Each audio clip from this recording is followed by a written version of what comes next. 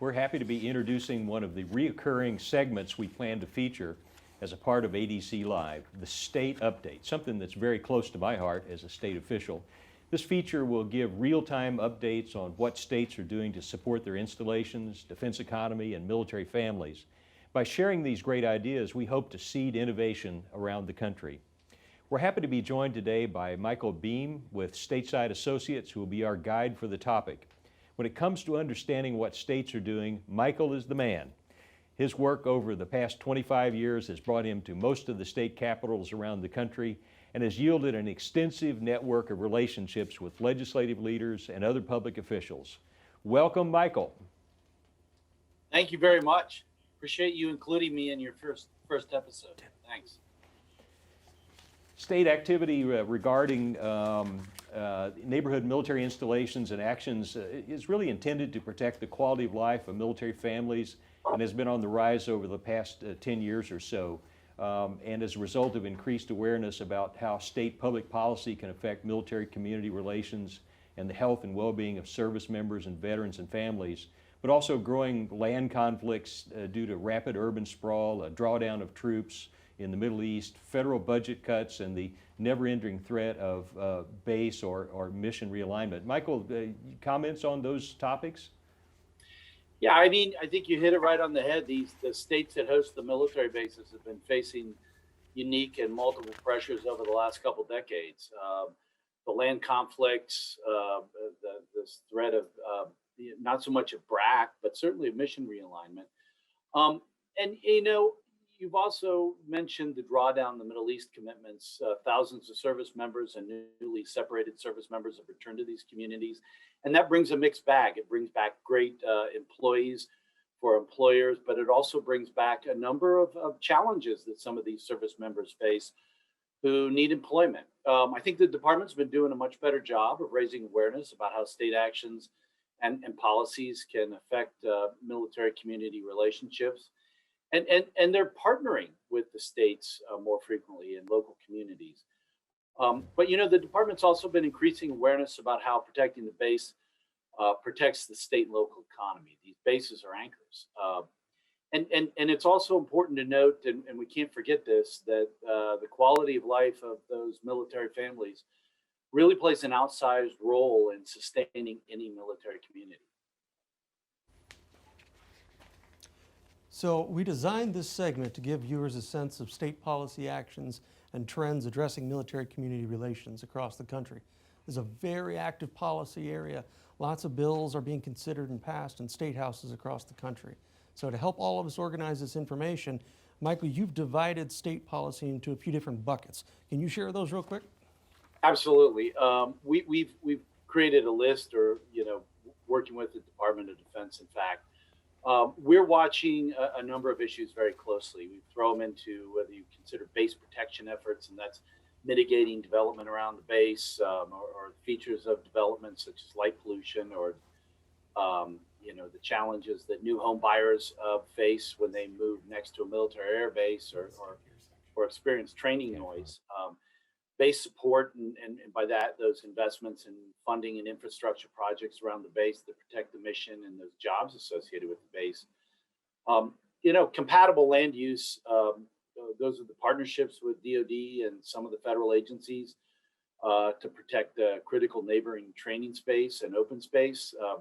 You know, there's a successful REPI program, Sentinel Landscapes, that probably most of your viewers are familiar with, and targeted conservation easements. You know, one of the new challenges is development of energy and compatibility with that, wind structures, wind turbines, and that might interfere with the air missions. But also, you know, some of the other important issues that have been referenced: service member transition to civilian employment, and it's critically that you know, the department doing that right and the states helping them is critically important to recruitment and our obligation to those folks who've served. Military spouse support, enabling spouses to take their licenses and professional certificates with them wherever they move. Improving the quality of K through 12 schools. And look, this is a basing criteria now. Communities are going to be judged on the quality of their schools. And financial education and protection for service members and their families. I think those Yeah, there's a lot more categories, but I think that those are a very important group. Thanks, Michael. And this is going to be, as every episode, we're going to dive into different states. So we're going to be covering a lot of different buckets, like you said. There's a lot of stuff going on. For this first segment, I'd like to jump right down into Texas. They have something that's a program that's been going on for the last couple of years, very innovative. I think it's been very successful. I think it's going to get a lot more money this year, it looks like, in the State House. Can you talk to us about the Texas Military Grant Program? Yeah, listen, and I'm sure your last guest, Colonel Westbrook, is very familiar with it. It's a really neat program under the Texas Military Preparedness Commission.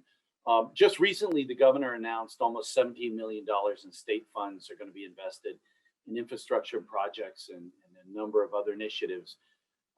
Everything from transportation to energy in I think it's 7 communities, 7 to 8 communities, really to increase the value of the installations in Texas and protect jobs in those communities. All of your viewers, at least those in Texas, will know there are 15 very large military installations down there. And this program was created to preserve, protect, expand, even attract new military missions to the state. The governor's office and the legislature have been really good partners with the military in funding this every year. They recognize the value of the military to Texas.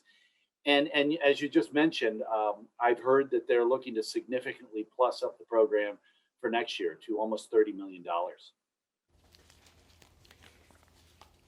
Michael, Thanks, Mike. we only have a few minutes left. In fact, we're just a little bit over our time and would ask our listeners to bear with us just a few minutes. I want to give you a chance to share any other interesting current legislative actions and developments that might be worth sharing today. Sure. I'll mention just a couple. We're watching legislation in Arizona and Florida that would give those states some more flexibility in using acquired property to protect or buffer military installations, or use the funds from conveyance of those properties to support base protection efforts. Some legislation was introduced in Mississippi this year. It didn't go anywhere this year, but we're hoping it'll move next year. That would require local governments, neighboring military airfields, to notify the base and the wing commander if a local planning proposal would impact the air mission. Alabama just introduced a package of bills and they passed them. It's on the way to the governor, that would protect military communities. One of those bills touches on wind turbine siting and would ensure that the wind turbine siting around the coast could not adversely affect the air missions in Alabama. And we're also watching those bills in New York, South Carolina, and Texas. But I would just want to mention one last issue, and this is critical. States are starting to plan for climate change, planning for climate resiliency, and bringing in stakeholders such as the military bases. The states are recognizing that this is a national security concern. It impacts the current missions, operations, and the readiness of their bases and their economic anchor. So I didn't want to let this go without talking about that, because you're going to hear about this issue in more of your programming, I'm sure. Thanks, Michael. And we'll definitely have you back. As you said, there's a lot to unpack, and we want to make sure that we cover all of the great things happening at the state level.